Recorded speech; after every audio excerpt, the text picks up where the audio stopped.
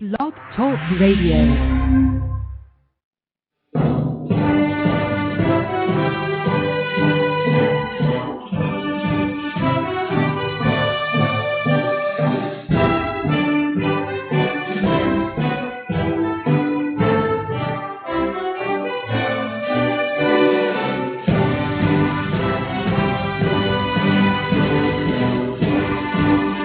Boa noite, meus amigos.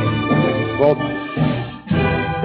Como sempre, começamos esse programa invocando a Santíssima Virgem Maria e o Santo Padre Pio de Pietrelcina para que roguem a Deus que nenhuma injustiça seja aqui cometida. Hoje esse programa está sendo transmitido aqui de Colonial Heights, onde eu recebo um simpático grupo de alunos brasileiros para o curso de Filosofia Política. O assunto da semana, o principal assunto da semana é, evidentemente, este conflito que surgiu aí entre as Forças Armadas e a Presidência da República. Então, vem expresso pelas declarações do general Augusto Heleno e pelo apoio que recebeu do presidente do Clube de Aeronáutica, brigadeiro Ivan Frota.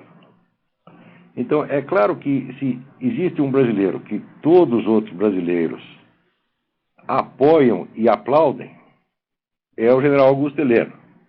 Quer dizer, todos é modo de dizer, tem todos, exceto, né, os canalhas, os covardes e os idiotas.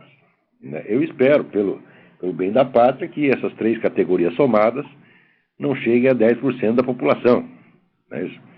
Então, não há nem o que discutir nesse caso, porque a integridade territorial é cláusula pétrea da Constituição e as Forças Armadas existem para zelar pela Constituição e não pela pessoa do seu Lula e do seu grupo. Tá entendendo? Então, aí não há discussão. O que o general falou é o certo, tinha que falar, tá certo? Cumpriu a sua obrigação de brasileiro e de oficial das Forças Armadas. E quem não gosta, que vá tomar no cu. Essa que é a verdade. Né? Agora, nesse caso, parece que o governo afinou aí, botou o rabo entre as pernas, evidentemente não quer um conflito direto com as Forças Armadas. Mas, porém, preparem-se, ele afina e é que nem a cobra, né? Que ela se enrola para dar um bote depois, quer dizer, ela vai estar preparando alguma. Né? Agora, enquanto está todo mundo discutindo aí o negócio da Amazônia, vejam o que o governo brasileiro está fazendo passar aqui, uma notícia da agência italiana EFE. O governo brasileiro considerará visto para os companheiros e companheiras de estrangeiros com uniões homossexuais estáveis, antes limitadas à condição de cônjuge homem e mulher, informou hoje a Associação Nacional de Estrangeiros e Imigrantes do Brasil. A entidade declarou em comunicado que o governo federal, através do Ministério da Justiça, enviou ao Ministério da Casa Civil o projeto que modifica o Estatuto de Estrangeiro para dar ao companheiro de imigrante sem distinção de sexo os mesmos direitos de casais heterossexuais. O documento, agora aqui é mais importante também, o documento pretende também vetar a expulsão de estrangeiros que tenham companheiros brasileiros do mesmo sexo. Né? Isso quer dizer o seguinte, o sujeito vai aí, né? Chega o sujeito da China, do Japão, dos Estados Unidos, da França, da casa do caralho, né? Vai aí, se instala no Brasil, comete um monte de delito, daí arruma um traveco, tá certo? E pronto, arruma um companheiro traveco, vive lá com o traveco 3 meses, 6 meses, 5 meses, porque a tal da união estável não está definida, né? Quer dizer, um relacionamento de 20 minutos pode ser uma união estável. Arruma lá um traveco e daí não pode mais, né? Expulsar o sujeito do território nacional e nós vamos ter que aguentá-lo. E o coitado do traveco vai ter que sustentar o desgraçado. Né? É isso que vai dar. Agora, notem bem, o importante aqui, sempre tem, nessas horas, tem as pessoas que são cristãs, moralistas, etc., elas ficam, vamos dizer, assustadas com a promoção do homossexualismo. Mas olha, por baixo da promoção do homossexualismo tem um treco muito pior, mas muito pior, que não tem nada a ver com sexo, que é a adoção dessa nova técnica legislativa, que através de mudanças de regulamentos administrativos, você consegue fazer passar leis que, se fossem discutidas no parlamento, jamais passariam. Então, no caso, você sabe que no Brasil não existe o casamento gay. Ora, ele não existe, mas ele começa a ser fonte de direitos. Ele funcionando como fonte de direitos, ele informalmente já existe. Tá certo? E mais tarde, a lei não terá como negar retroativamente esses direitos já existentes. Quer dizer, através deste truque, o casamento gay passa a ser oficial no Brasil, sem precisar ser lei, sem precisar ser discutido no parlamento, nem coisa nenhuma. Note bem, outro dia eu escrevi que este tipo de coisa é a técnica legislativa mais usada no mundo de hoje. Isso foi inventado, né, por engenheiros sociais e planejadores da ONU, da nova ordem mundial, que são muito espertos e que já aplicaram isso até em casos mais graves, como, por exemplo, aquele da poligamia na Inglaterra. Na Inglaterra, evidentemente, não existe casamento poligâmico. Tá certo? Se um deputado, né, aparecer lá na Câmara dos Comuns, na Câmara dos Lordes, com um projeto de poligamia, eles vão bater nele. Então a poligamia jamais seria aprovada na Inglaterra. Então o que fizeram? Pegam um departamento, que é o departamento lá da Previdência Social, né, e a Previdência Social baixa lá uma mera portaria, que não será discutida, né, que vai ser o fato consumado, determinando que o sujeito que tem casamento poligâmico, ele receberá uma pensão para cada uma das esposas. Tá certo? Então, o casamento poligâmico não existe, mas é fonte de direitos. Como a coisa não pode ser fonte de direitos, sem mais dia, menos dia, virar um direito de elemento, então fica aí oficializado o casamento poligâmico, né, na Inglaterra, sem ter sido discutido. Pior ainda, num artigo de tempos atrás, eu lembrei que parcelas inteiras da administração, da segurança nacional britânica, foram transferidos para a comunidade europeia, sem que o povo sem que fosse discutido, sem que fosse nem mencionado no parlamento. Também foi uma mudança de regulamento, uma repartição. Daí, quando foram ver, 82% dos ingleses não tinham a menor ideia de que aquilo tinha acontecido. Então, essa é a técnica legislativa hoje em dia. Prestem atenção, quer dizer, vocês ficam preocupados com as discussões no parlamento, com os debates públicos. Tudo que for importante vai passar assim. E esta coisa da raposa Serra do Sol, que agora deu esse bafafá todo, mais dia, menos dia, também vai passar assim, por baixo do pano, sem que ninguém repare. Isso é norma hoje em dia. Isso quer dizer que o sujeito falar de democracia, na situação atual, quer dizer, de democracia, chamada democracia de massas, onde os burocratas e administradores decidem tudo, tá certo? É uma palhaçada, não tem mais democracia nenhuma. Vamos ver que tem alguém na linha aí? Alô? Olavo? Alô? Alô, Olavo? Quem é? Aqui é o Luiz Guilherme de Campinas, tudo bom? Não ouvi o seu nome. Luiz Guilherme de Campinas, tudo Luiz bom? Guilherme, tudo bem? Tudo bem. Eu estou ligando só para duas coisinhas rápidas.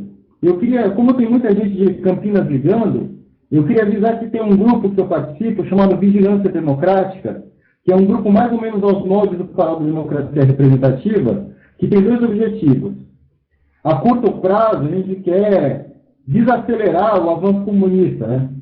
Parar é impossível. E a longo prazo, tentar influenciar a cultura brasileira de maneira a, junto com o senhor e com outros grupos, tentar mudar isso que está acontecendo. Então, eu queria Muito bem, vou em frente, parabéns.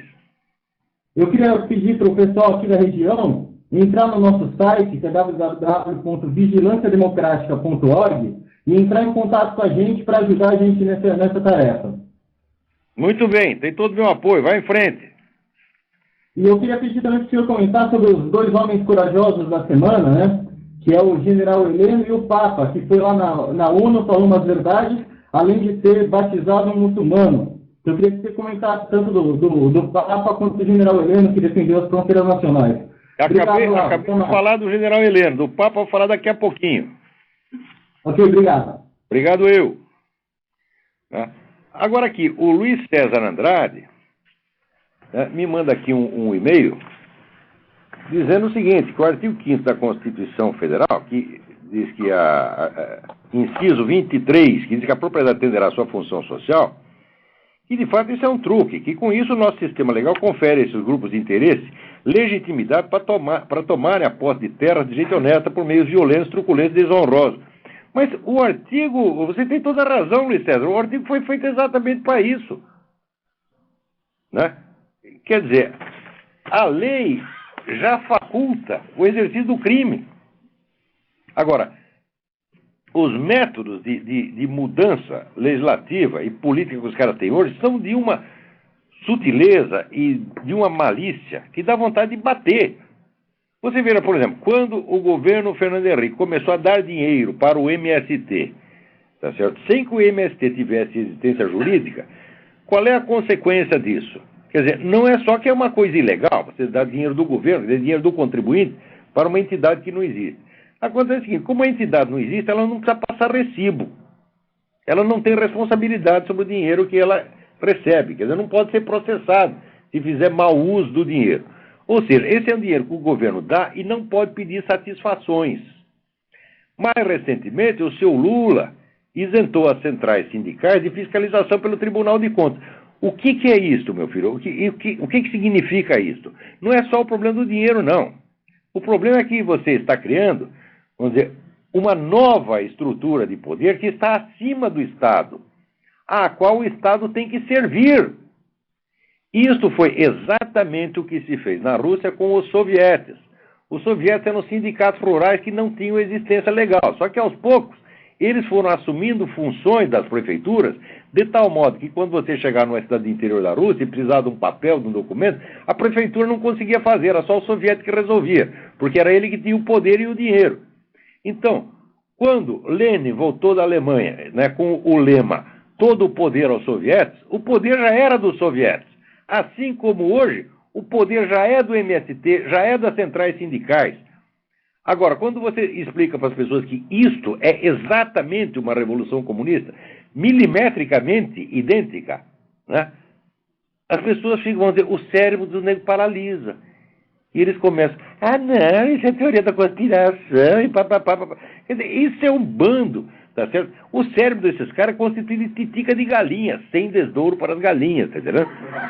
Então, quer dizer, pessoa que não consegue pensar, não consegue, você põe aqui 2, e daí faz a cruzinha, mais 2, igual, e põe lá a interrogação, o sujeito, não sei, pode ser. Porra, eu já estou com o saco cheio disso, não aguento mais conversar, tá com um idiota presunçoso. Né? Agora, falando em idiota presunçoso, aqui tem, né, um editorial da Folha de São Paulo, no dia 17 de abril, dizendo que o apoio do presidente americano à bandeira antirrelativista de Bento XVI, né, revela os limites do pensamento conservador. Olha aqui, pensamento conservador, George Bush e Bento XVI, espera um pouquinho, vamos devagar. Eu, quando quero saber o que é o pensamento conservador, eu vou ler a National Review, eu vou ler o American Spectator, eu vou ler o Human Events, eu vou ler os jornais, revistas do pensamento conservador. E daí eu fico sabendo o que os conservadores pensam. Do mesmo jeito, né, que se eu quiser saber o que a esquerda soft está pensando, eu tenho que ler o New York Times, eu tenho que ler, quer dizer, eu tenho que perguntar para o sujeito qual é a opinião dele, eu não posso inventar a minha opinião. Agora, se você pegar todos os conservadores americanos, todos, sem exceção, pergunta para eles, George Bush é conservador? Todos vão dizer, jamais. Ele teve o voto conservador para livrar os Estados Unidos de 2 flagelos, um chamado Al Gore, que é o maior vigarista de todos os tempos, tá certo? E outro, o John Kerry, que era uma besta quadrada, mentiroso também pra caramba. Então, para livrar isso aí, eles votariam, tá certo? Em George W. Satanás, se fosse preciso, tá entendendo? Então, como quem tinha era George W. Bush, votaram no George W. Bush, o que não quer dizer que o consideravam um conservador. Jamais o consideravam um conservador.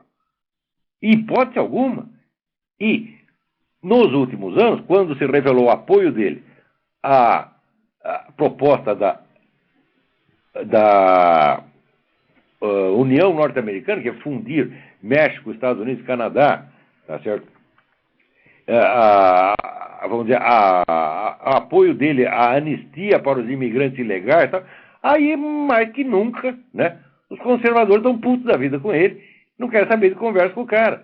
Tá, então, da onde que a Folha tira isso que o Bush é a expressão do pensamento conservador? Né? Quanto ao Papa Bento XVI, é o seguinte, se você quer saber o que a ala conservadora da igreja pensa sobre o Papa Bento XVI, você tem que ler as publicações e ver os sites do movimento conservador na igreja. Tá certo? Então, esse site se divide em 2 tipos. Um que diz, olha, não confiamos nesse indivíduo, mas ele é o Papa, então nós vamos obedecer. Tá certo? E outros que dizem, não confiamos nele e nem sequer o aceitamos como Papa. Porque ele escreveu, tem certos escritos dele de outras épocas que são escritos francamente heréticos. Então, como a eleição de um herege para Papa não é válida, eles concluem que o Bento XVI não é nem Papa. Isso eu estou falando, as duas áreas do pensamento conservador. Tem uma que obedece, né, o Papa, sabendo que ele não é lá essas coisas. Mas vamos ver, bom, já que ele foi eleito, esperamos que o Espírito Santo o inspire e que ele faça as coisas direito. E o outro que nem confia e nem obedece. Isso é o que a ala conservadora pensa sobre Bento XVI. Então, George Bush e Bento XVI só são conservadores para a Folha de São Paulo. Por que a Folha de São Paulo faz isso? Porque é próprio da esquerda inventar o seu adversário à imagem e semelhança daquilo que interessa à própria esquerda. Quer dizer, ela seleciona a direita que lhe interessa, tá certo? E é essa que ela passa a combater. E com isso, o que eles fazem? Eles não estão combatendo um adversário, eles estão dominando, monopolizando e moldando o debate de acordo com as suas conveniências. Sobretudo, o que eles fazem com isso é excluir do debate a verdadeira posição conservadora. Assim como no Brasil eles chamam de conservador Fernando Henrique, Zé Serra. Fala, meu Deus do céu, Zé Serra, tá certo? É mais marxista-leninista do que Marx e Lenin somado. Tá certo? Você é um comunistão fanático. Tá certo? Mais ainda, por exemplo, as Forças Armadas, o Zé Serra odeia mais Forças Armadas do que todos os comunistas mais odiaram. Todo mundo sabe disso. Agora, o Zé Serra vira o pensamento conservador. Fala, que palhaçada é essa? Esse é o pensamento conservador que interessa para o PT. Tá certo? Então você pega o sujeito que está um pouquinho menos à esquerda do que você, e essa passa a ser a única direita legítima. Né? E os caras que são direita mesmo, não têm direito a voz e voto. É jogado na lata e lixo da história. Vamos lá, quem é? Alô? Alô, Olavo? Sim. Olavo, cara, aqui é o Davi Carvalho de Belo Horizonte. Davi de Carvalho, tudo bem? Tudo bem. Eu queria saber o seguinte, eu lembro que uma vez o senhor no bate-papo com o Yuri falou sobre as chances de surgir algum gênio literário no Brasil. E é o seguinte, surgiram alguns gênios em sociedades completamente decadentes do passado. E, sim, eu gostaria de saber qual que seria as chances de aparecer algo assim no Brasil e mesmo, sei lá, nos Estados Unidos decadentes. Acho que ele não pode aparecer em qualquer lugar. Se aparecer algum, eu dou um conselho para ele. Fuja! Vá para a Zâmbia! Vá para a Serra Leoa! Vá para algum lugar decente, não fique aí. Porque o que está acontecendo no Brasil não é uma decadência, é um fenômeno muito esquisito. É um fenômeno de que os debates públicos, a totalidade dos debates públicos, hoje em dia é falsificada. Não se debate. Agora, por exemplo, agora mesmo estava dando exemplo, vamos dizer, dessas grandes modificações estruturais que são feitas por meio de meras medidas administrativas sem que ninguém fique sabendo, ninguém discute. Enquanto isso, a totalidade da mídia está discutindo outra coisa. Quer dizer, virou o reino da desconversa universal. Dentro disso, todo mundo fica idiota. As pessoas ficam fracas. Eu vou te dar um exemplo. Por exemplo, o general Augusto Heleno, grande homem, grande brasileiro, homem sério, tá certo? Ele está percebendo que tem um treco errado. Então, o que ele diz? A política indigenista do governo é caótica. E caótica coisa nenhuma, é uma política muitíssimo bem calculada para desmantelar o Brasil e subjugar o Brasil à ONU. Não é caótica coisa nenhuma. Agora, ele parte do princípio de que somos todos patriotas e todos queremos interesse nacional, só que uns querem defender de um jeito e o presidente quer defender do outro. Então, o que ele está? Ele não está podendo ou não está conseguindo enxergar a gravidade total da coisa. Ou se ele enxerga, ele não quis levantar o debate em público. Porque o fato é que essa coisa da Raposa Serra do Sol, isso é crime de alta traição. Isso é para tirar o sujeito da presidência a pontapé. Um chute no meio do cu é que tinha que fazer com esse sujeito imediatamente. Quer dizer, o cara quer desmembrar o território, meu saco. O que é isso, porra? E isso é para discutir educadamente? Aqui discutir educadamente nada. Então, o general foi lá e disse a coisa com meias palavras. E no Brasil todo mundo discute a coisa com meias palavras. Então ninguém tem a medida certa do que acontece. Tá certo? Então virou o reino geral do eufemismo e as pessoas tomam o eufemismo como realidade. Eu vou te dar um exemplo, outro exemplo que agora mesmo eu estava comentando. Você lembra quando o Lula foi lá, comungou sem confessar, cometeu um sacrilégio, acabou de cometer o sacrilégio, declara que é homem sem pecado. Quer dizer, dois pecados um atrás do outro, quer dizer que ele não tem nenhum. Né? Quer dizer, o sujeito ofendeu brutalmente a igreja, tá certo? E daí o cardeal lá do Rio de Janeiro, do Zé Bruchard, o que faz? Ah, ele não é católico, ele é caótico. Pô, caótico caralho, eminência! O sujeito é sacrílego, o sujeito é um inimigo. Ele está excomungado, diga a verdade. Isso é excomunhão automática. Agora, o cardeal não pode ter a mesma medida. Então, o pessoal, os fiéis, não ficam sabendo a verdadeira gravidade do que aconteceu. E no Brasil, todas as discussões são assim. Então, resultado, o que você tem é um total deslocamento entre a linguagem pública e a situação de fato. Neste ambiente, nenhuma inteligência pode prosperar. O mais inteligente tiver QI 270, tá? Vai ficar imbecil também. Porque o cérebro humano, tá certo? Ele depende da informação com que você o alimenta. Se toda a informação, toda ela está truncada, está atenuada, está alterada, o sujeito vai ficar burro, você vai ficar deslizando em cima, patinando em cima da realidade sem poder andar. Então, se você é inteligente, meu filho, saia correndo, vá para algum lugar onde pelo menos você tem informação, onde você fique sabendo o que está acontecendo. Aqui nos Estados Unidos, é de mentiroso, mas aqui você consegue saber as coisas. No Brasil é impossível. Mas, bom, e aquele que, porventura, pegar um programa de estudos e sabe ler inglês e acompanha as notícias no exterior, ele vê que o que está acontecendo aqui no Brasil é uma palhaçada e ele vive amado. Não é tão fácil. Você não pode isolar uma alma do ambiente cultural total. Para fazer isso, você precisa ser um super-homem. Precisa ser um asceta. Você está entendendo? Quer dizer, esse é um desafio interior. Veja que eu o enfrentei 40 anos atrás, quando a situação não estava nem um centésimo do que está hoje. E sofri como um cão. Então eu vejo com a situação hoje, tá certo?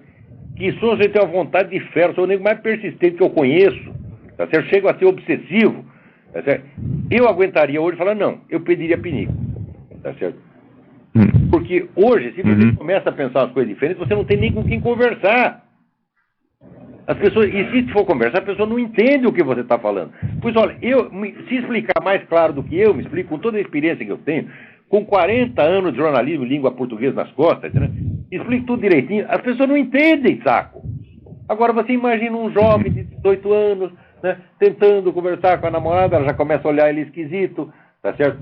E daí... isso aí, eu sei como é que é. Você sabe como que é. O negócio é fogo, não é brincadeira, não. Bom, eu tenho uma pergunta final. Ela pode ser meio cabeluda. Eu não sei se... Isso não dá, Davi. O que tem que fazer é o seguinte. Se você conseguir formar grupos de pessoas afins, daí você pode se fortalecer. Mas acontece que no Brasil, veja o tamanho do Brasil, né? Se você pudesse reunir as pessoas, você pega as pessoas de maior talento e que tem maior sinceridade, você vê mais pureza de intenção, etc. Reúne essas pessoas para que se fortaleçam. Só que é o seguinte, um está no Pernambuco, outro está no Rio Grande do Sul, outro está no Amazonas e não tem dinheiro para se juntar, porra. Você verá, uma vez eu fiz um estudo com os meus alunos no Rio de Janeiro de quais eram os fatores que fomentavam esses grandes surtos culturais do passado. O fator número 1, tá certo? Era a convivência direta entre as melhores pessoas. Como aconteceu, por exemplo, em Viena, ou na Universidade de Paris, na Idade Média.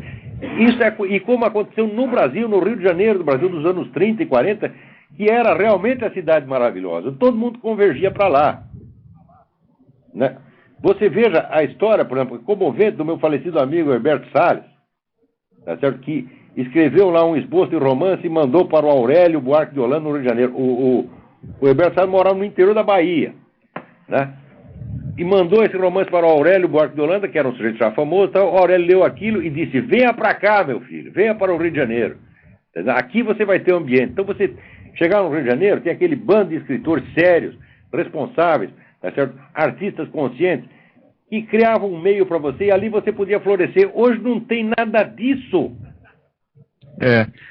Tá horrível. Saia correndo ou homem. Eu já vi várias situações em que... Vai ser prêmio Nobel de elasticidade escrotal. Olavo, eu tenho... Realmente não faltaram ocasiões em que, digamos, numa roda de amigos assim, mesmo assim, o pessoal tá falando uma coisa e eu tô pensando outra já, porque assim, não tem mas nem por onde começar. Os caras estão falando uma coisa, a gente tá pensando outra, ele acaba ficando maluco. Falando sozinho. Eu fiquei falando sozinho anos a fio. Mas eu sou um caso especial. Olavo, eu tenho uma segunda pergunta, eu vou fazer e vou desligar. Talvez seja uma pergunta... Pode ser uma pergunta meio cabeluda, mas é o seguinte.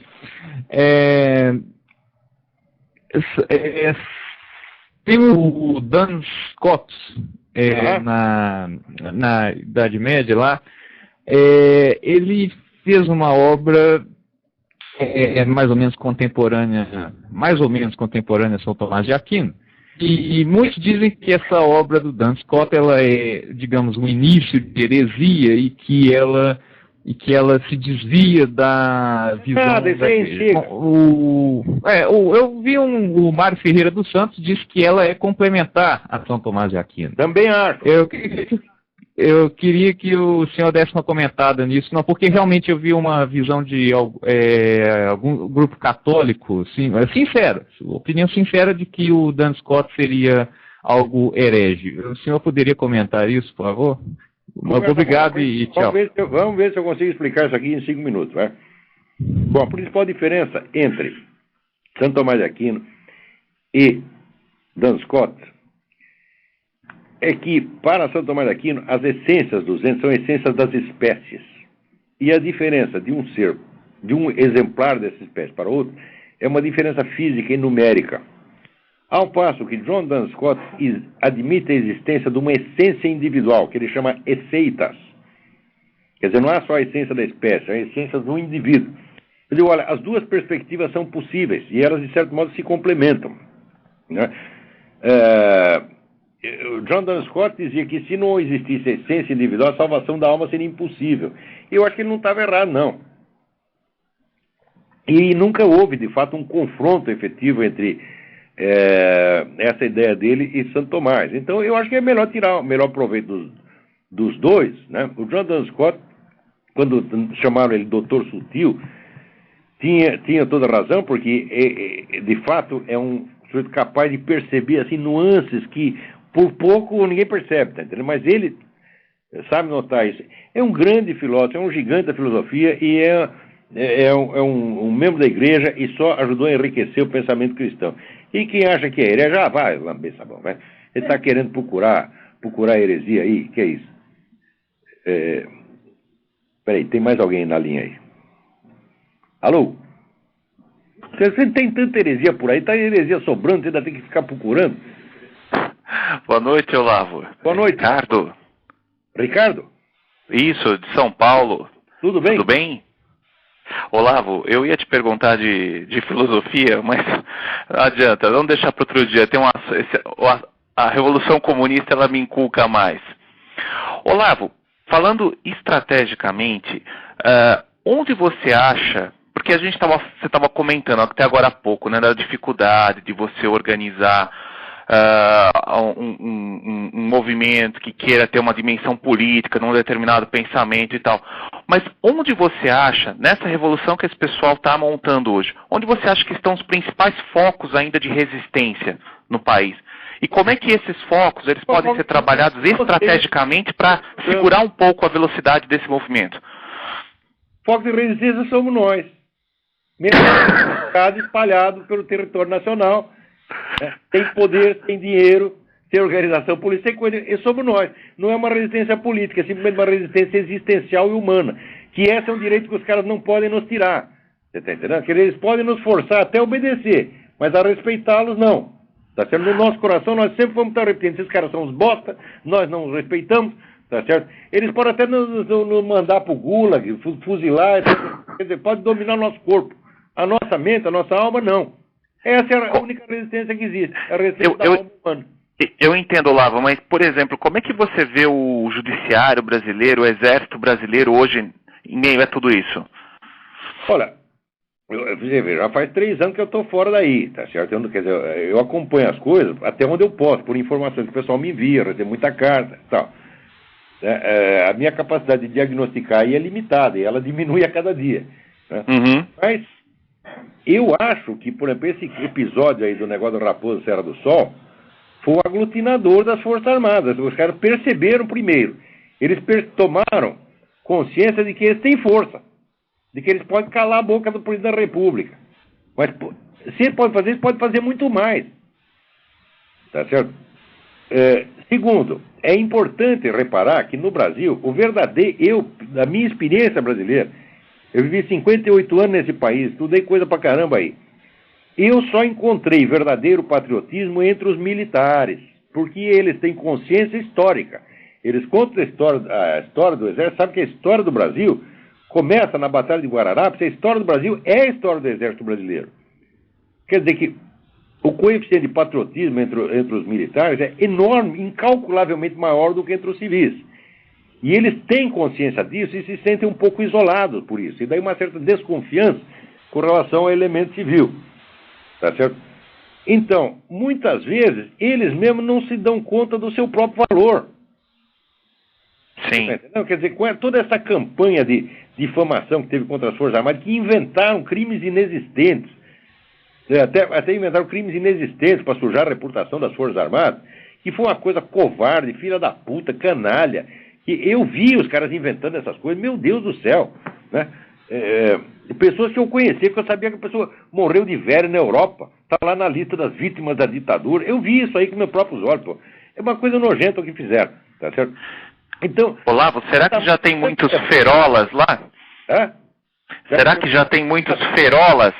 Peraí, eu mesmo vou me confundir, peraí. O ferola. Hã? O ferola, o ferola que foi naquele congresso da Bolívia. Pois é, mas aí eu vou chegar aí, peraí, exatamente. Tem muitos? Vai lá, continua, Olavo. De tanto levar porrada por um lado, daí por outro lado a esquerda chega com oferta de um pseudo-nacionalismo constituído apenas de anti-americanismo, tá certo? E aquele negócio de tanto apanhar, né? Você leva um afago, você cede. Então a esquerda usou com as Forças Armadas essa dupla técnica, uma porrada e um queijo, um choque e um queijo. E muita gente nas Forças Armadas, inclusive o Brigadeiro Ferola, caiu nessa. Gente boa, honesta, nunca duvidei que fossem pessoas honestas, tá certo? Mas cai nessa conversa. Agora, com esse episódio da Raposa Serra do Sol, eles talvez tenham a chance de perceber quem é o verdadeiro inimigo. Porque o problema aí não é Departamento de Estado, não é Estados Unidos, chama-se Nações Unidas, tá certo? E Nações Unidas é a mesma que quer desmantelar o território brasileiro, é a mesma que quer dissolver os Estados Unidos num negócio chamado União Norte-Americana. México, Canadá e Estados Unidos. É a mesma. Então, se você fica com um negócio de anti-americanismo, você fica batendo naquele que seria o seu aliado, enquanto isso o inimigo vem e come os dois. Eu espero que as nossas Forças Armadas tomem consciência de que é isso que está acontecendo. Mas eu não posso garantir que vão tomar. Espero que sim. Agora, o patriotismo desses caras, jamais duvidei. Alguns dos melhores brasileiros que eu conheci estão nas Forças Armadas. Eu tenho muitos amigos. Outra coisa, ainda tenho algumas esperanças. Tem que falar que nem o Bolsonaro nesse discurso maravilhoso aí. Me mostre lá um coronel, um capitão do tempo da ditadura militar que saiu de lá rico. Eu lembro que naquele tempo tinha o ministro Andreasa, que era ministro das Obras Públicas. Todo mundo dizia que o Andreasa metia a mão no dinheiro público. Todo mundo falava isso. No meio jornalista, todo mundo falava isso. Quando o cara morreu, a família não tinha dinheiro para enterrar o fulano. Tiveram que fazer a coleta para enterrar o coronel. É isso aí, Olavo. Eu vou desligar. Ó, só deixa eu te dar uma boa notícia, viu? De vez em quando tem uma boa notícia. O Alaor Café foi aposentado compulsoriamente. Ah, que maravilha, que maravilha. Eu acho que algumas pessoas já tinham que ser, né, aposentadas previamente, quando nasce. O sujeito primeira chupeta, que meu filho, sua primeira chupetinha e sua aposentadoria. É isso aí, Olavo. Um abraço meu e dos seus amigos lá do Lago São Francisco, viu? Um abração, obrigado. E Tchau, tchau. parabéns pela saída do Alaor Café. Falou. Agora, peraí, tem mais alguém aí? Eu quero ler aqui uma obra magna do Hélio Schwartzman, vocês não me deixam comentar. O Hélio Schwartzman tem uma característica. Tudo que o Hélio Schwartzman escreve é errado. Tudo. Ele sempre escreve errado. Então, a priori, já sabe que saiu dele, já vem besteira. Mas dessa vez ele caprichou. Porque ele comentando esse caso da menina Isabela, né, esse crime horroroso, né, ele diz aqui que, ora, afinal de contas, por que vocês estão tão espantados assim? O amor às crianças, né, é uma coisa recente na história humana, foi uma invenção cultural, né? Ele até cita aqui o historiador francês Philippe Ariès, mostra as mudanças culturais que estão por trás do amor que hoje sentimos pelos nossos filhos. A ideia de que os filhos devem ser amados é, antes de mais nada, uma criação recente. Durante a Idade Média, era menos do que uma abstração. Em sua configuração moderna, o conceito só surge na Europa nos séculos XVI e XVII e entre os mais ricos. E ele se dissemina pelos outros estratos apenas em finais do século XIX e início do XX, quando as taxas de fecundidade e mortalidade infantil baixam significativamente. A infância no antigo regime era vista de um modo muito diverso de hoje. Uma criança não passava de um projeto de adulto. Para Ariès, a função da família no antigo regime era basicamente de perpetuar o patrimônio e os costumes. Então, o amor ao filho só vai se desenvolver plenamente com o advento da família burguesa. Mas olhem quanta maravilha. A primeira coisa é a seguinte, ele reconhece o seguinte, a circuitaria cerebral responsável por esse, digamos, amor às crianças é comum a vários mamíferos. Não é isso? Eu sei, eu vejo que a minha cachorra, por exemplo, se some, os filhinhos dela ficam desesperados, fica o dia inteiro cuidando dos bichinhos, dando banho neles, etc. Né? Então, ora, o camarada diz que ele é um evolucionista darwiniano. Agora, se é evolucionista darwiniano, você vai me explicar como é que é uma coisa que os bichos já sabiam, como é que a humanidade desaprendeu e teve que reaprender depois do final do século XIX. Quer dizer, como é que a evolução animal vai explicar uma evolução desse tamanho, onde os caras vão abaixo do nível dos cães e dos orangotangos, em primeiro lugar. Segunda coisa, né? Você vê que maravilha, no antigo regime a criança era apenas, vamos dizer, para preservar o patrimônio, né? E o amor aos filhos só vai se desenvolver com o advento da família burguesa. Mas, caraca, não foi o capitalismo que, segundo vocês, transformou tudo em valores monetários? Era o antigo regime que fazia isso? Né? E o capitalismo, então, chega e, de repente, né, ele humaniza tudo, as pessoas deixam de ser valores de mercado e passam a ser, né, valores humanos que devem ser preservados. Né? O Nego está aqui invertendo tudo, fazendo uma confusão dos diabos. Né? E, além disso, a ideia de que os filhos devem ser amados é, antes de mais nada, a criação recente. Durante a Idade Média era menos do que uma abstração. Eu digo, mas espera aí. E todas essas madonas com o bebê no colo que eles pintavam?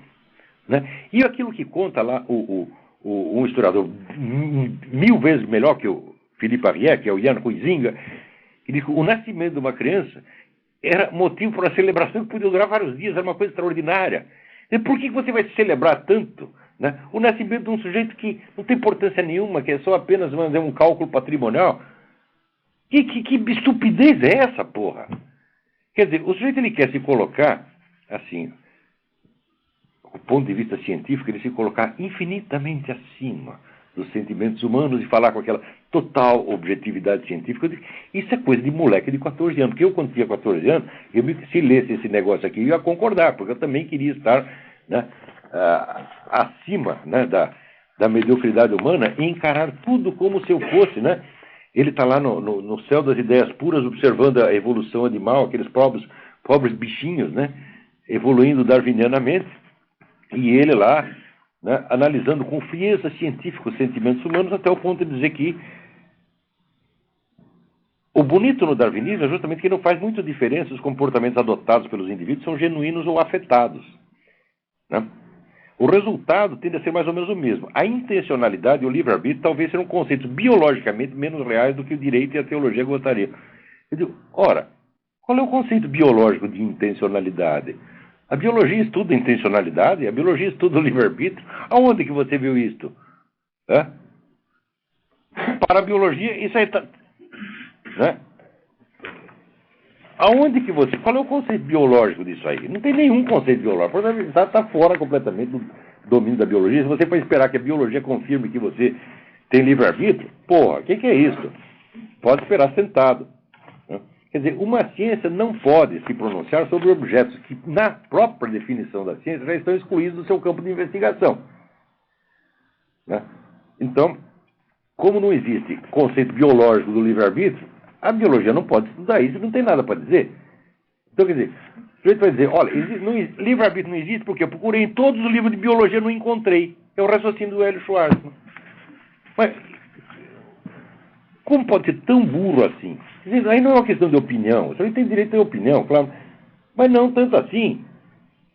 Se tu diz que é darwinista, então você vai ter que me explicar como é que houve essa evolução, como é que depois que os animais aprenderam, né, o amor às crianças, e o ser humano miraculosamente desaprendeu e depois, mais miraculosamente ainda, reconquistou culturalmente.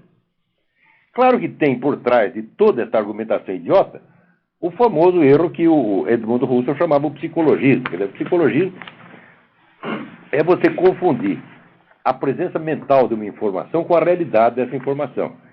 Quer dizer, não é porque um certo dado é uma descoberta cultural que ele é só um elemento cultural. Porque culturalmente, algum dia, algum troglodita teve que descobrir que 2 mais 2 dá 4. Isso não quer dizer que foi só a partir desse dia que passou a dar 4. Né? Culturalmente, um dia, um sujeito chamado Pitágoras somou lá os quadrados dos catetos e viu que era igual ao quadrado da hipotenusa. Isso não quer dizer que antes não fosse, meu filho. Quer dizer, mesmo que uma certa possibilidade humana tenha sido culturalmente descoberta a partir do dia X, não quer dizer que ela só existisse a partir daquele dia. Quer dizer, está confundindo, né, a estrutura humana com a sua descoberta pela cultura. Quer dizer, é uma coisa tão elementar. Agora, esse conselho editorial da Folha, é assim... É uma reunião, assim, uma assembleia de jumentos, que é uma coisa... Né? Ó, outro argumento aqui do Hélio Schwartzman, né? Que ele está falando, não podemos erigir absolutos nem para a lei, nem para o pensamento. E ele mesmo acaba dizendo, eu não sou relativista absoluto. Fala, não. Se não podemos erigir absolutos nem para a lei, nem para o pensamento, então todos os absolutos estão excluídos. E isso é exatamente o que é o relativismo absoluto, ao qual você diz que não adere. Não podemos erigir absolutos, nem para a lei, nem para o pensamento, sem escancarar as portas para os piores fanatismos. Se o direito à vida, desde a concepção, é sempre e em todo caso inegociável, torna-se lícito e até virtuoso assassinar médicos que praticam o aborto. Ora, que eu saiba, quem diz que a vida é sagrada desde a concepção é a igreja. Agora, me procura algum mandamento da igreja que diga que é lícito pecar contra o pecador. A igreja jamais disse isso.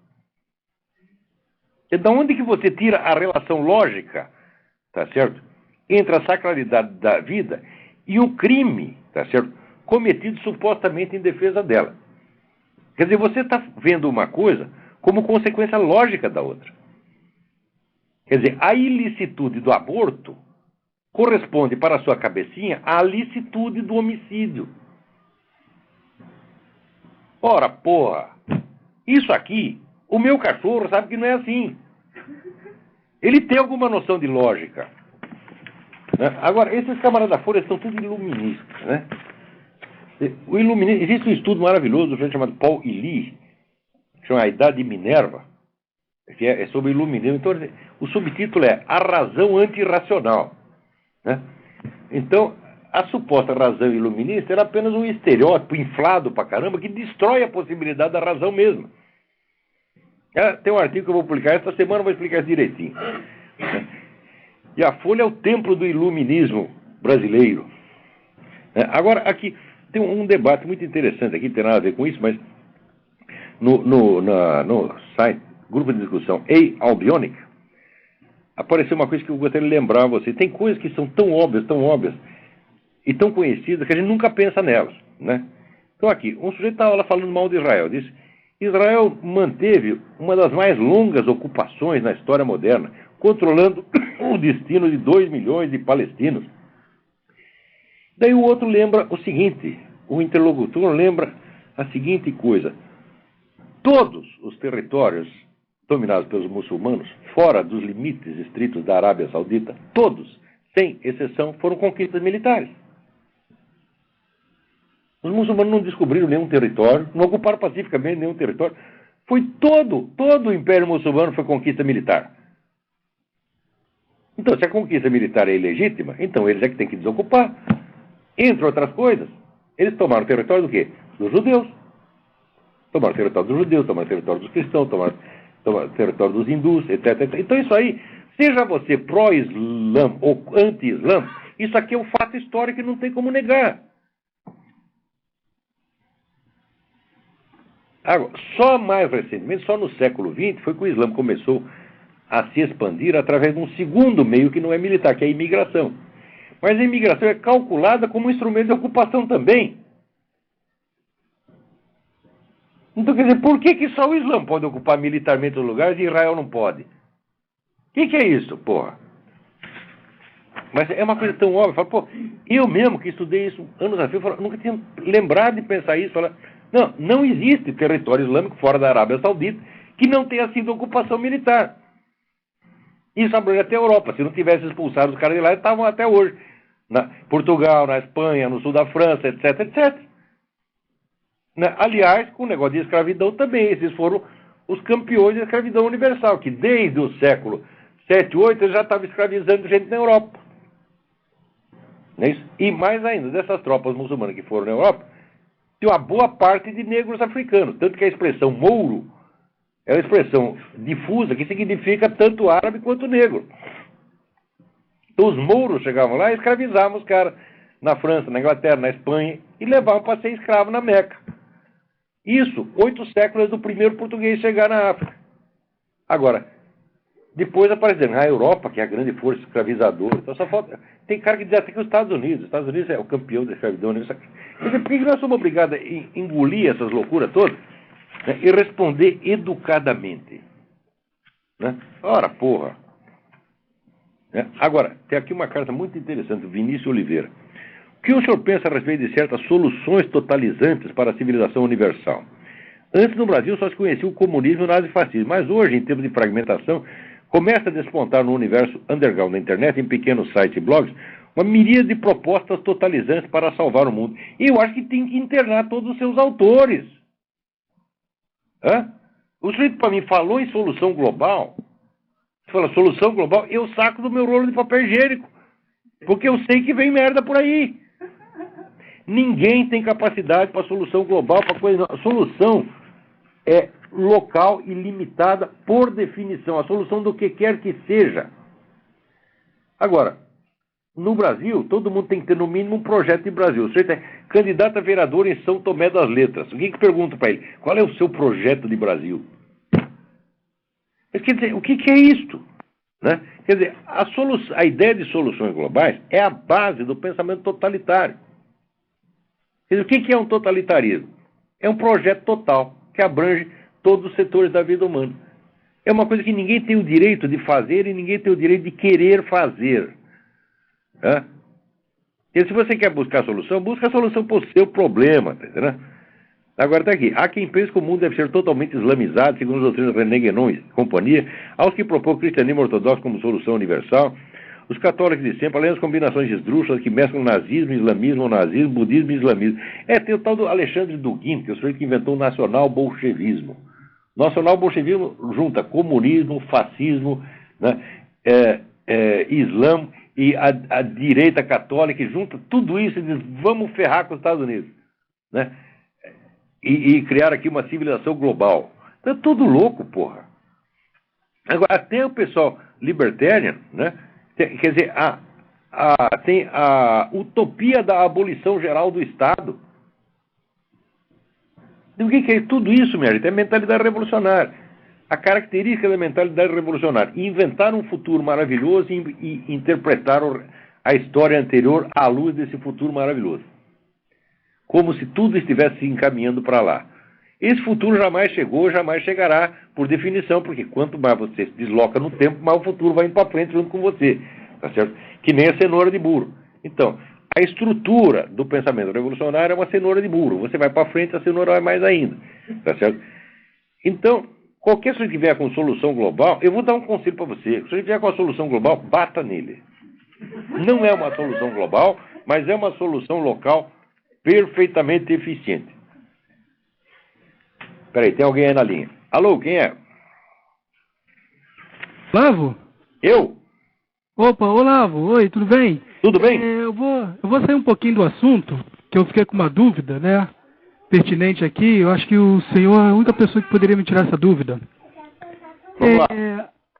A física que é chamada física quântica, ela vai contra o princípio de o princípio do terceiro excluso? Claro que não. Claro que não.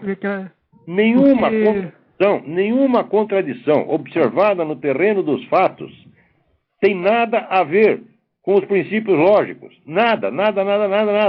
O universo está cheio de contradições. Cheinho. Sim. Contradições, polaridades, etc. Como é que um fato pode abolir uma relação lógica? Isso é de uma estupidez. Eu já li muita gente falando isso. A física quântica abole o princípio de identidade terceira exclusa. Mas como? Para você poder expressar essa contradição, para você poder pensá-la, você precisa do princípio de identidade terceira exclusa. A lógica é uma ciência de relações formais que expressa a estrutura da possibilidade. Todos os fatos existentes, para existir, têm que ser possíveis. Então, nenhuma relação lógica pode ser impugnada por nenhum fato observado. Isso é o que se chama doença do psicologismo. Leia Edmund Husserl, As Investigações Lógicas. É um dos livros mais difíceis que eu já vi, mas é um livro altamente recompensador. Você ficar um ano... Ora, tem uma introdução das investigações lógicas, que tem lá umas 200 páginas. Se você ficar um ano lendo isso, vai te vacinar contra tanta besteira, mas tanta que você nem imagina. Eu praticamente não vejo o sujeito abrir a boca para lançar nenhuma teoria nova que já não esteja lá impugnada pela crítica do Edmund Husserl ao psicologismo, que eu acho, até onde vão os meus conhecimentos, é a refutação mais bem feita que alguém já fez de alguma coisa, porque ele não deixa escapar aspecto algum. Então, isso que o sujeito diz, que a física quântica impugna o princípio de identidade terceira exclusa, isso já está explicado de antemão. Antes que o idiota pensasse essa porra, nem tinha física quântica ainda, Edmundo Husserl já tinha explicado que isso é uma impossibilidade pura e simples. E se o sujeito vem com essa conversa, a resposta é aquela: vai tomar no cu. É isso aí, Olavo. Uma segunda pergunta e eu vou desligar. Em relação, uma vez eu vi no Orkut um debate sobre a questão dos princípios filosóficos da existência de Deus, do princípio ontológico e do princípio das 5 proposições de São Tomás de Aquino apresentadas, né? E da crítica, né? Muita gente discordando da crítica que Tomás de Aquino colocava contra o princípio ontológico. Só que lendo Mário Ferreira dos Santos, eu fiquei impressionado na síntese, né? Que ele colocava na questão desses dois princípios, né? Em vez de ele excluir um ou outro, ele conseguiu colocar, né, esses princípios, um complementando o outro. Aí, se eu pudesse... Certamente. A compreensão que o Mário Ferreira tem da filosofia escolástica no seu conjunto, na totalidade do seu desenvolvimento, é um dos fenômenos intelectuais mais maravilhosos que eu já vi. Ele entende tudo, dá a impressão que ele estava lá, dá a impressão que ele estava sentado na Universidade de Paris conversando com aqueles caras. Ele entende a coisa por dentro. Porque a gente vê que ele faz um salto, vai de Parmênides para poder salvar, para poder combinar com Tomás de Aquino, para poder combinar com Santo Anselmo, vendo que não há uma contradição, que o Sr. Tomás de Aquino fez uma crítica, né, que essa crítica não é absoluta em relação ao princípio. Não é mesmo. Não é mesmo. Porque ele não é mesmo. Outra coisa, eu mesmo escrevi um negócio baseado defendendo o argumento de Santo Anselmo contra a crítica do Kant. Eu acho o argumento de Santo Anselmo imbatível. Logicamente ele é imbatível. E não tem por onde escapar. Não, ontologicamente. Eu também não, eu li esse... Não sei se você viu isso aí, está na minha página.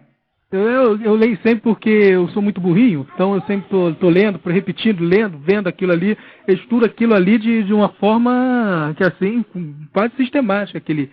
Eu também tenho que ler, porque eu escrevo o negócio, daí no dia seguinte já esqueci. Daí eu vou ler e falo, porra, mas até que esse negócio tá certo. Não, eu sempre leio, sempre comento isso. Aí, rapaz, eu não dou muita opinião quando eu não tenho muita certeza sobre a questão. Então, vejo só as discussões. Melhor coisa, eu acho que a gente tem que fazer um voto de pobreza em matéria de opiniões. Sim. Só deve ter opinião sobre aquilo que nos interessa profundamente, que a gente está disposto a estudar e que a gente está disposto a responder pelas nossas opiniões. Uhum. Se não, Tá não, bom, vai ter Olavo. opinião para quê? Opinião Já para... sugeri que as pessoas, a invenção do supositório de opinião. Tá certo? a opinião é... Ele compra a cápsula vazia na farmácia, põe a opinião lá dentro e já sabe o que fazer. A opinião, na verdade, é o campo comum da mediocridade intelectual, na verdade. É isso mesmo, é isso mesmo. Muito obrigado, Olavo. Obrigado eu. Eu esqueci de me apresentar, eu sou o Leonardo. Você sempre quando manda e-mail pro senhor, antigamente você tinha mais tempo para responder, eu agradeço. O negócio aqui tá bravo, são colaboração. centenas de e-mails por dia. Mas tá muito bom, assim. Obrigado pela sua participação. Tá, obrigado, Agora, Olavo. Um abraço. Obrigado eu. Agora aqui o Michel Forker me pergunta o que quer dizer essa expressão bodrapo que eu usei no Jardim das Aflições. Je vous laisse en des bodrapes. Eu vos deixo em maus lençóis. Isso foi dito pelo Gurdjieff, né? O Gurdjieff, aquele guru, temível gozador cósmico, tá certo? Fazia todo mundo idiota, né? Tinha lá um bando de discípulos que acreditavam em tudo que ele dizia, obedecia o cara cegamente, né? E daí, na hora que ele estava para morrer, ele reúne os discípulos e disse, eu vos deixo em maus lençóis. Je vous laisse en des bodrapes. Vocês estão... Quem mandou acreditar em mim? Agora estão ferrados. E esses caras são os gurus do mundo moderno. Ai, meu saco. Falando nisso, peraí, tem mais um telefonema. Vamos ver se dá tempo de atender. Alô? Alô, Olavo? Eu? Aqui é Dante, de Caruaru, Tudo bem, Dante? Nós vemos acompanhando o seu trabalho desde a época que você fazia cursos e publicações sobre astrologia. Sim. E vemos no seu site que você elege como gurus alguns autores de base metafísica e pressupõe que você certamente já tenha lido os livros ou algumas obras do próprio italiano Júlio Evola. Partindo do entendimento de autores como Júlio Evola, René Guénon, Fritjof Schuon e outros afins, como é que você fala hoje em nome de uma direita ou em nome de uma perspectiva conservadora, diríamos, se essa escolha viria inexoravelmente por baixo, ou seja, em cima de concepções democráticas, à medida em que esses autores, da qual você, de certa forma, já deve ter colhido subsídios, entende que a solução nunca poderia vir de baixo e sim de cima, particularmente no caso do Júlio Evola, que defende um resgate da religião tradicional do Império Romano. Como é que, em poucas linhas, no tempo que nos resta aí, você poderia falar sobre isso? Desligo aqui, ok? Muito interessante a sua pergunta. Mas, em primeiro lugar, quando eu digo que o sujeito é meu guru, quer dizer que eu aprendi muita coisa com ele. Não quer dizer que eu siga todas as suas recomendações. Mesmo porque a pluralidade, como diz a Bíblia, a variedade dos conselheiros é que leva à sabedoria. Tá certo? Então ali você vai ver que tem gurus de índole muito diferente. Tá certo? Você tem lá o Ludwig von Mises e o René Guénon, tá certo? Você tem o padre Lonergan e o Júlio Evola, tá certo? Eu aprendi com todos eles, tá certo? Ok. Incorporar todas essas lições, né? Me permite, às vezes, tirar algumas conclusões e ensinar, mas não me permite primeiro falar em nome de uma direita, eu só falo em meu próprio nome. Não tem nenhuma direita pelas minhas costas. Se tiver e quiser que eu fale em nome, por favor, pague primeiro. Tá certo? Se eu falar em nome, né, custa algum dinheiro. Está pensando que eu vou falar em seu nome, né, de graça? Ora, vai a merda. Né? Então, eu falo em meu próprio nome porque eu pago o meu próprio trabalho, tá entendendo? Então, isso é somente a minha visão das coisas. Eu pretendo que ela tenha uma validade objetiva e, para isso, forneço as provas quando possível. E, quando é o caso de dúvida, eu digo, não sei. É só isso. Eu não estou ligado a nenhuma corrente política. E, note bem, hoje quem está sendo influenciado pelo Júlio Evola é o tal do Alexandre Duguin, que é um maluco total.